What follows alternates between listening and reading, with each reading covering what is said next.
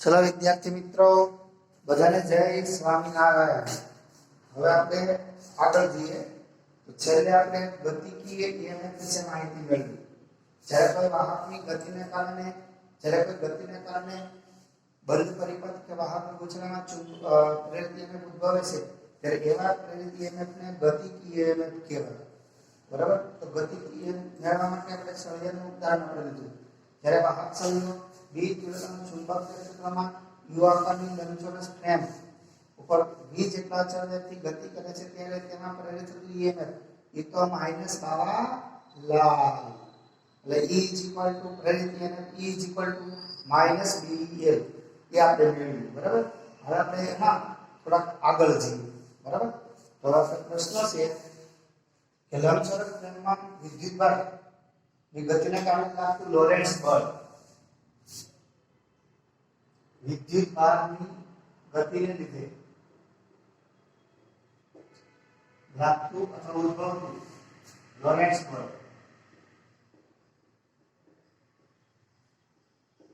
એની સમજ આપણે જોઈએ। તો અહીંયા આગળ પણ આપણે જે આપણે બી તીવ્રતાના ચુંબકીય ક્ષેત્રમાં એક લંબચોરસ ફ્રેમને લંબચોરસ વાહક તારનું બી તીવ્રતાના ચુંબકીય ક્ષેત્રમાં એવી રીતે મૂકીશું કે જેથી વાહક વડે બનતું સમતલ દીવાલની વાહક જે ફ્રેમ છે એના વડે બનતું સમતલ આ ચુંબકીય ક્ષેત્ર છે ને લંબરૂપે રહે। તો ચલો આ બી તીવ્રતાનું સમાન ચુંબકીય ક્ષેત્ર જ્યારે આગળ દર્શાવે તે પ્રમાણે આ બી તીવ્રતાનું સમાન ચુંબકીય ક્ષેત્ર છે। આવા સમાન ચુંબકીય ક્ષેત્રમાં આપણે યુ આકારનું વાહક તાર આ બી તીવ્રતાનું ચુંબકીય ક્ષેત્ર પાનાને લંબરૂપે અંદરની દિશામાં છે તેમાં આપણે આ એક વાહક તાર બરાબર યુ આકારના વાહક તાર વડે બનતું સમતલ ચુંબકીય ક્ષેત્રને લંબ છે। હવે એમાં આવો એક વાહક સળિયાનું નામ આપણે PQ બરાબર। આ PQ સળિયો છે એ v જેટલા અચળ વેગથી જમણી બાજુ સરકે છે બરાબર। એનું ઉદાહરણ લઈ અને આપણે લોરેન્ટ્ઝ બળ સળિયા પર લાગતું લોરેન્ટ્ઝ બળ વિશે આપણે સમજૂતી મેળવી। બરાબર। તો ચલો આ આપણે આગળના પ્રશ્નમાં આપણે ભણી ગયા છીએ। બરાબર। હવે જ્યારે વાહક સળિયો v જેટલા વેગથી જમણી તરફ ગતિ કરે છે ત્યારે તે સળિયામાં રહેલા જે વિદ્યુતભારો છે બરાબર એના ઉપર લાગતું લોરેન્ટ્ઝ બળ ચલો જો હવે સળિયામાં રહેલા વિદ્યુતભારો સળિયામાં કયા વિદ્યુતભારો વાહક સળિયો છે આપણે આગળ ભણી ગયા વાહકનું નિર્માણ કેવી રીતે થાય પરમાણુ પ્રતિ ઇલેક્ટ્રોન મુક્ત બને આયનો બને ધન આયનો અને આયનો બરાબર અને પરમાણુ પ્રતિ મુક્ત થયેલા ઇલેક્ટ્રોન એટલે કે ધન આયનો છે એનો વિદ્યુતભાર ધન ઇલેક્ટ્રોન વિદ્યુતભાર ઋણ તો સળિયામાં રહેલા વિદ્યુતભારો છે બરાબર એ પણ એના પર બરાબર વિદ્યુતભાર પર લાગતું બળ આપણે લોરેન્ટ્ઝ બળ ભણી ગયા છીએ F = Q કૌંસમાં E plus V cross B આ આપણું સૂત્ર લોરેન્ટ્ઝ બળ પણ અહીંયા આગળ વિદ્યુત ક્ષેત્ર નથી માત્ર ચુંબકીય ક્ષેત્ર છે એટલે વિદ્યુત ક્ષેત્ર ના હોય તો આપણે લખી શકીએ E = 0 છે બરાબર। માટે આ ચુંબકીય બળ આપણને મળશે F = Q કૌંસમાં V ક્રોસ B આ બળનું માન લઈએ તો Q V B sin theta આવે sin થીટા। અહીંયા V અને B પરસ્પર લંબ છે એટલે આપણને બળ મળશે Q V B sin 90 નું મૂલ્ય કેટલું થાય બળ એટલે Q V B આટલું આપણને આ સળિયા પર બળ લાગે। હવે લેન્ઝના નિયમ પ્રમાણે આ બળ છે એ સળિયાની ગતિની વિરુદ્ધ દિશામાં હોય સળિયો જમણી તરફ સરકે છે એટલે આ લેન્ઝ બળ છે એની ગતિની વિરુદ્ધ દિશામાં સળિયા પર લાગતું બળ લેન્ઝ બળ બરાબર એની ગતિની વિરુદ્ધ દિશામાં હશે બરાબર। આ સમીકરણ નંબર 1 હવે આ બળની અસર હેઠળ સળિયામાં રહેલા જે વિદ્યુતભારો છે એના પર બળ લાગતું એ બળ આપણે જોઈએ આ બળ છે એ જમણા હાથના નિયમ પ્રમાણે આપણે મેળવી શકાય। જમણા હાથના નિયમ પ્રમાણે તો ચલો જો આંગળીઓ ચુંબકીય ક્ષેત્રની દિશામાં, બરાબર, અંગૂઠો પ્રવાહની દિશામાં રાખીએ તો હથેળીમાંથી બહાર આવતો લંબ એ ચુંબકીય બળની દિશા દર્શાવે. એ પ્રમાણે આ ધન વિદ્યુતભાર છે એટલે ધન આયનો, બરાબર, તેના પર Q થી P તરફ એટલે કે નીચેથી ઉપર તરફ બળ લાગતું હોય. અને આપણને ખબર છે વાહકમાં ધન આયનો લેટિસ બિંદુએ ગોઠવાયેલા હોય એટલે ગતિ કરવા માટે મુક્ત નથી. તો આ બળને કારણે આ ધન આયનની ગતિ થતી નથી. હવે જ્યારે આ સૂત્ર પ્રમાણે લાગતું બળ, ઇલેક્ટ્રોન પર લાગતું બળ એની વિરુદ્ધ દિશામાં હોય અને P થી Q તરફ હોય, ઇલેક્ટ્રોન પર લાગતું બળ, એ આપણને P થી Q તરફ મળશે, P થી Q તરફ.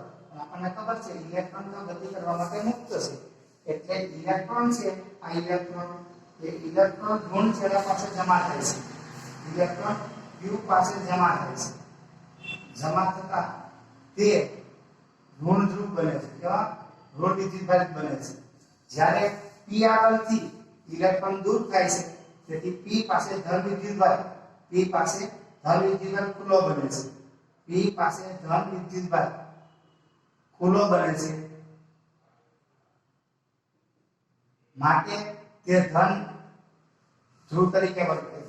તો આમ Q છેડો એ બેટરીના ઋણ ધ્રુવ તરીકે અને Q છેડો છે એ બેટરીના ઋણ ધ્રુવ તરીકે અને P છેડો છે એ બેટરીના ધન ધ્રુવ તરીકે વર્તે. આ ધન ધ્રુવ અને આ ઋણ ધ્રુવ. હવે આ સળીઓ ચુંબકીય ક્ષેત્રમાં ગતિ કરે છે ત્યારે તેનો ઉદ્ભવ પ્રયત્ન તો આપણને ખબર છે તો બાવા લાલ, બરાબર, તો એટલું વિદ્યુત ચાલક બળ ઉત્પન્ન થાય છે. બરાબર, તો આમ સળીઓ છે એ એક બેટરીની જેમ વર્તે છે. સળીઓ બેટરીની જેમ વર્તે છે. અહીં આગળ જો આ ઇલેક્ટ્રોન છે, એટલે P થી Q સુધી ગતિ કરાવવા માટે કરવું પડતું કાર્ય, ઇલેક્ટ્રોનને P થી Q સુધી ગતિ માટે જરૂરી કાર્યની વ્યાખ્યા પ્રમાણે કાર્ય બરાબર બળ ગુણ્યા સ્થાનાંતર. અને બળ કયું લાગશે? ચુંબકીય બળ, સમીકરણ 1 પરથી. તો અહીંયા બળ ગુણ્યા સ્થાનાંતર, આ સૂત્ર પરથી બળ QVB છે અને સ્થાનાંતર કેટલું થાય? સળિયા પર ઇલેક્ટ્રોન કેટલી ગતિ કરશે? P છેડાથી Q છેડા સુધી. ધારો કે સળિયાની લંબાઈ l હોય તો આપણે લખાય QVBL, આ કાર્ય. હવે એકમ વિદ્યુતભાર ઉપર થતું કાર્ય એટલે વિદ્યુત ચાલક બળ કહેવાય. એકમ વિદ્યુતભાર ઉપર થતું કાર્ય. હવે એકમ વિદ્યુતભાર માટે, બરાબર, એકમ વિદ્યુતભાર માટે કાર્ય તો આપણે લખી શકાય આ EMF W/Q. આમાંથી Q કેન્સલ થશે તો આપણને મળશે VBL. તો આ થઈ ગયું વિદ્યુતભાર ગતિ કરે છે ત્યારે, વિદ્યુતભાર સળિયામાં ગતિ કરે છે ત્યારે આગળ, બરાબર, આટલું EMF ઉત્પન્ન થશે VBL જેટલું. એટલે આવા EMF ને પણ આપણે શું કહેવાય? ગતિકીય EMF. શું કહીશું? ગતિકીય EMF. બરાબર. હવે આવી જ રીતે વાહક સળિયો વિદ્યુતભાર ગતિ કરતા ના હોય, આવો જ પોઈન્ટ છે બીજો. વિદ્યુતભાર સ્થિર હોય પરંતુ ચુંબકીય ક્ષેત્ર સમય સાથે બદલવામાં આવે. ચુંબકીય ક્ષેત્રમાં સમય સાથે ફેરફાર કરવામાં આવે. ફેરફાર કરતા પણ વિદ્યુત ચાલક બળ પ્રેરિત થાય છે. એની આપણે સમજૂતી જોઈએ. પ્રેરિત થાય તેની સમજૂતી, બરાબર, તે સમજાય. હવે જો અહીંયા તો આપણે વિદ્યુતભાર ગતિ કરે છે એને કારણે પ્રેરિત EMF મળ્યો પડે. કે વિદ્યુતભારની ગતિને કારણે આ EMF ને પણ આપણે ગતિકીય EMF કીધું, બરાબર. હવે વિદ્યુતભાર સ્થિર હોય પણ સમય સાથે એ વિદ્યુતભાર જે રહેલા છે એ વિસ્તારમાં ચુંબકીય એ વિસ્તારની અંદર, બરાબર, સ્થિર રહેલા વિદ્યુતભાર રહેલો જે વિસ્તાર છે એ વિસ્તારમાં સમય સાથે ચુંબકીય ક્ષેત્રમાં ફેરફાર કરીને પણ આપણે EMF મેળવી શકાય, ગતિકીય EMF. તો એ પોઈન્ટ આપણે જોઈએ. હવે તો જો દાદીમાં જોઈ લો બરાબર.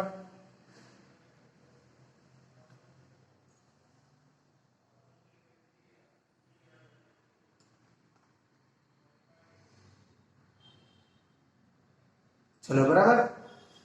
તો હવે આપણે અહીંયા આગળ આવું કહી શકીએ અહીં આગળ કે ચુંબકીય ક્ષેત્રમાં વાહકને આપણે મૂકીએ તો એમાં રહેલા વિદ્યુતભાર પર બરાબર વિદ્યુતભાર પર લાગતું લોરેન્ટ્ઝ બળ લાગતું કુલ બળ એટલે કે લોરેન્ટ્ઝ બળ બરાબર એમ સૂત્ર આપણે જાણીએ છીએ બરાબર F q કૌંસમાં E plus V cross B આપણે સૂત્ર મળે બરાબર અને અહીંયા આગળ વિદ્યુતભાર સ્થિર છે વિદ્યુતભાર કેવા છે સ્થિર વિદ્યુતભાર સ્થિર હોવાથી અહીંયા આગળ અહીં વિદ્યુતભાર સ્થિર છે માટે V બરાબર 0 તો આ હકીકતમાં તો લોરેન્ટ્ઝ બળ આપણને કેટલું મળશે F લોરેન્ટ્ઝ બળ કેટલું મળે F q કૌંસમાં IE અને આ 0 થઈ જશે તો આમ આપણને બળ મળશે F બરાબર QE F બરાબર P આટલું વિદ્યુતભાર પર સ્થિર વિદ્યુતભાર પર બળ લાગે છે વિદ્યુત ક્ષેત્ર પણ અહીંયા તો આપણે આગળ કીધું કે પ્રમાણે માત્ર ચુંબકીય ક્ષેત્રની અંદર આ વિદ્યુતભાર મૂકેલા છે વિદ્યુત ક્ષેત્ર નહોતું બરાબર ત્યારે આપણે એવું કહી શકીએ આ ચુંબકીય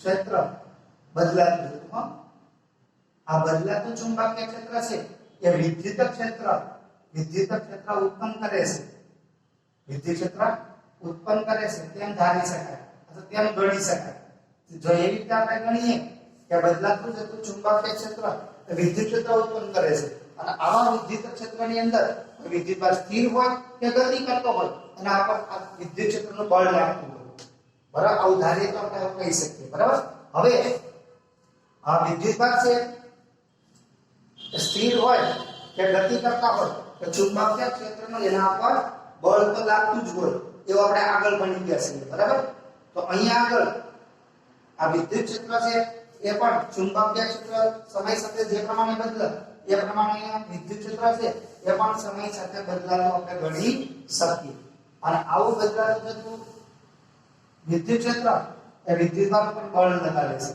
અને આવા બળને કારણે આ વિદ્યુત ક્ષેત્ર સમય સાથે બદલાય છે એ બદલાતું જતું ચુંબકીય ક્ષેત્ર એ વિદ્યુત ક્ષેત્રને ઉત્પન્ન કરે છે આપણે ગણી શકીએ હવે અહીંયા આગળ જો અહીંયા આગળ આ બદલાતું જતું ચુંબકીય ક્ષેત્ર વિદ્યુત ક્ષેત્ર ઉત્પન્ન કરે છે બરાબર તો આ વિદ્યુત ક્ષેત્ર શેના કારણે ઉત્પન્ન થયેલું છે ચુંબકીય ક્ષેત્રને કારણે હવે સ્થિર વિદ્યુતભાર હોય તો એ પણ વિદ્યુત ક્ષેત્ર ઉત્પન્ન કરતા હોય તો સ્થિર વિદ્યુતભાર વડે ઉત્પન્ન થયેલું વિદ્યુત ક્ષેત્ર અને આ ચુંબકીય ક્ષેત્ર વડે ઉત્પન્ન થયેલું વિદ્યુત ક્ષેત્ર એ બંને ક્ષેત્રના ભલે બંને વિદ્યુત ક્ષેત્રો છે પણ બંનેના ગુણધર્મો જુદા જુદા હોય એક સરખા હોતા નથી આ ખાસ આપણે યાદ રાખીશું બરાબર તો આમ હવે ગતિમાન વિદ્યુતભાર છે ગતિમાન વિદ્યુતભાર બરાબર જેમ આપણે અહીંયા ચુંબકીય ક્ષેત્ર છે ગતિમાન વિદ્યુતભાર એ આપણે કોઈ ચુંબકીય અક્ષ હોય કે કોઈ ચુંબક મૂકેલો હોય તો એના પર ટોર્ક અને બળ લગાડશે તો ટોર્ક અને બળ લગાડતા હોય છે અને એને કારણે બરાબર ગતિમાન વિદ્યુતભાર સ્થિર ચુંબક ઉપર બરાબર આ ગતિમાન વિદ્યુતભાર છે આ ગતિ કરતા વિદ્યુતભાર છે એ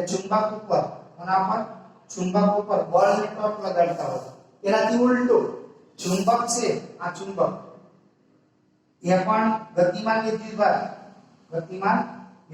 ઉપર આ બળ અને ટોર્ક લગાડતા હોય છે અને આને કારણે આપણને જે EMF ઉત્પન્ન થાય કે EMF જે મળે એ EMF ને આપણે ગતિકીય EMF કહી શકીએ ફરી વખત જો આ આપણને બળનું સૂત્ર મળ્યું ચુંબકીય ક્ષેત્ર બદલાતું જતું ચુંબકીય ક્ષેત્ર એ વિદ્યુત ક્ષેત્ર ઉત્પન્ન કરે છે એવું આપણે ગણી શકીએ તો ગતિ કરતા વિદ્યુતભાર છે એ ગતિ કરતા વિદ્યુતભારને કારણે આપણને ખબર છે વિદ્યુત પ્રવાહ રચાય અને વિદ્યુત પ્રવાહ છે બરાબર એની નજીક આપણે કોઈ ચુંબકીય ક્ષેત્ર મૂકીએ તો એના પર બળ લાગે એવું આપણે એમ્પિયરના નિયમમાં ભણી ગયા છે બરાબર તો એવી જ રીતે ચુંબક છે એ પણ ગતિ કરતા વિદ્યુતભાર ઉપર બળ લગાડી શકે બરાબર તો આમ આ સ્થિર વિદ્યુતભાર હોય તો એના કારણે પણ EMF ઉત્પન્ન થતું હોય અને આવા EMF ને પણ આપણે ગતિકીય EMF કહી શકીએ તો અહીંયા આગળ આપણે બદલાતું જતું ચુંબકીય ક્ષેત્ર છે એ ગતિ માટે જવાબદાર ગણાય અને ગતિમાન વિદ્યુતભાર ને તમે ગોતું EMF એટલે ગતિ એને આપણે કહી શકીએ. હવે જો આપણે આગળ યુ આકારની ફ્રેમ લીધી એના પર એક વાહક સળિયો ગતિ કરે છે ત્યારે તે બેટરીની જેમ વર્તે છે. બેટરીની જેમ કેમ વર્તે તો આપણે આગળ કીધું પ્રમાણે જો આ V તીવ્રતાનું સમાન ચુંબકીય ક્ષેત્ર પાનને લંબરૂપે અંદર જતી દિશામાં આવા ચુંબકીય ક્ષેત્રની અંદર ધારો કે આવો કોઈ વાહક સળિયો PQ બરાબર આ વાહક સળિયો PQ V જેટલા વેગથી જમણી તરફ ગતિ કરે છે ત્યારે તેમાં રહેલા જે વિદ્યુતભારો છે ધન અને ઋણ એટલે કે ધન આયનો અને ઇલેક્ટ્રોન બરાબર એ પણ સળિયાના વેગ જેટલા જ વેગથી ગતિ કરતા ગણી શકાય બરાબર. એટલા વિદ્યુતભારો છે એના ઉપર બળ લાગતું હોય તો આ બળ આપણે આ પ્રમાણે લઈ શકીએ F q કૌંસમાં V × V આ સૂત્ર પ્રમાણે આપણને બળ મળે બરાબર. આ બળની દિશા છે એ B અને V વડે બનતા સમતલને લંબ હોય તો V અને V વડે બનતું સમતલ એટલે આ V આ ઉપર તરફ આગળ તરફ ગતિ કરે છે બરાબર. ચુંબકીય ક્ષેત્ર પાણીને લંબરૂપ અંદર જતી દિશામાં છે આવી સ્થિતિ આપણને મળી આવી સ્થિતિમાં બરાબર. હવે ચુંબકીય બળ છે એને લંબ દિશામાં એટલે આ દિશામાં ચુંબકીય બળ લાગે સળિયાની લંબાઈને સમાંતર બળ લાગે બરાબર. હવે એમાં જો ધન વિદ્યુતભાર હોય તો પહેલો આપણે કયો વિદ્યુત છે V તો V થી B તરફ આપણે ઘુમાવીએ જમણા હાથના સ્કૂલે આપણે ઘુમાવીએ તો આટા ખુલ છે એટલે કે એનો અર્થ શું થયો આ ધન વિદ્યુતભાર છે અને ધન આયનો તો આયનો પર બરાબર આટા ખુલીને ઉપર તરફ આમ બળ લાગે અને ઇલેક્ટ્રોન હોય તો એના પર નીચે તરફ બળ લાગે ઇલેક્ટ્રોન પર આવી રીતે બળ લાગતું હોય અને આપણને ખબર છે ધન વિદ્યુતભાર ગતિ કરવા માટે મુક્ત નથી એટલે કે ધન આયનો છે તેના પર P થી P તરફ બળ લાગે અને ગતિ કરવા માટે મુક્ત નથી. હવે ઇલેક્ટ્રોન છે એના પર P થી Q તરફ એટલે નીચે તરફ બળ લાગતું અને ઇલેક્ટ્રોન ગતિ કરવા માટે મુક્ત છે એટલે Q છેડા પાસે ઇલેક્ટ્રોન જમા થાય છે એટલે Q છેડા ઋણ ધ્રુવ તરીકે વર્તે છે અને P છેડા આગળથી ધન વિદ્યુતભાર ખુલ્લો બને છે એટલે ત્યાં આગળ ધન ધ્રુવ તરીકે વર્તે છે. આ સળિયો ગતિ કરે છે ત્યારે તેમાં પ્રેરિત EMF તો -dVL આટલું EMF ઉત્પન્ન થાય અને સળિયો બરાબર E બરાબર VVL જેટલું વિદ્યુતચાલક બળ ધરાવતી હોય એ બેટરી તરીકે વર્તે. અને જો આ સળિયા સાથે કોઈ આપણે પરિપથ જોડી દઈએ પરિપથ તો પરિપથમાં વિદ્યુત પ્રવાહ એટલે વિદ્યુતચાલક બળ પર આપણે મેળવી શકીએ. તો આવી રીતે આ ઋણ વિદ્યુતભાર સળિયો છે ચુંબકીય ક્ષેત્રમાં ગતિ કરે ત્યારે બેટરીની જેમ વર્તતો હોય છે બેટરીની જેમ વર્તે છે. હવે આગળ આપણે જગ્યા પ્રમાણે જો આના પરિપથમાં આપણે યાંત્રિક પાવર આપણને કઈ રીતે મળે યાંત્રિક પાવર તો જો હવે યાંત્રિક પાવરની આપણે ગણતરી કરવી છે. યાંત્રિક પાવર તો જો